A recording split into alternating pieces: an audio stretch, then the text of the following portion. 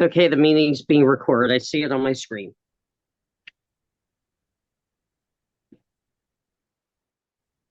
So, the thing about comedy, and this is the most important thing to know about comedy, is that comedy really has no rules in comedy. Funny is funny, to quote Tracy Morgan. Now, there's all different types of senses of humor. There's dry, there's melancholy, there's dark humor, there's light humor, there's what I call wet humor.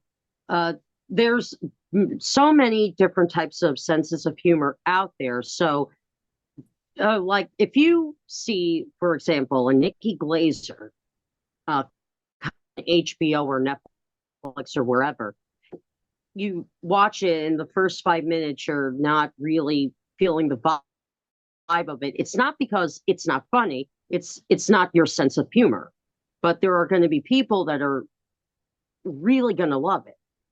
But the thing about comedy, and I would say if there is a rule in comedy, I would say it's an unspoken rule, but it's more on a personal boundary level.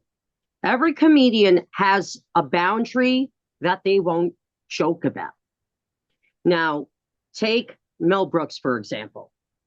Mel Brooks, one of the legendary directors and comedians and writers of all time.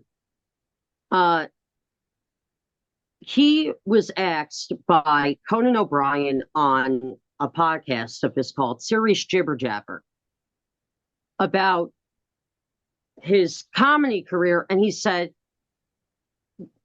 and the question came up about producers. And the question was about the Springtime for Hitler number.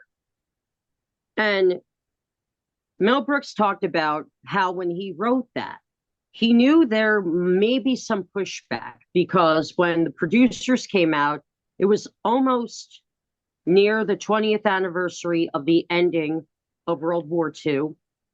And a lot of Jewish communities in America were still, were always doing memorials, were always doing remembrance days every January. And Mel Brooks knew he was taking a chance on doing a number like Springtime for Hitler, but he did it for this reason. It wasn't to glorify World War II, it was the opposite. He joked about the Nazis in Springtime for Hitler and making them very gay because they attacked and went after the gay community, not just the Jewish community. They didn't just go after the gypsies. So he knew how to roast the Nazis and do a number that appeared to be praising Adolf Hitler, but in reality, it was making the biggest joke of him. And it was seen as controversial when it came out. But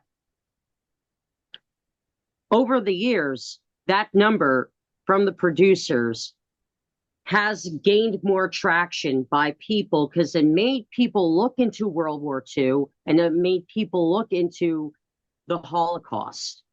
And it's one of those pieces of comedy which is legendary for that reason. But this is where the boundary of Mel Brooks comes in. He'll make fun of the Nazis. He'll make fun of the people that have committed genocides throughout history, but he will not make fun of the victims of those tragedies. That's his boundary.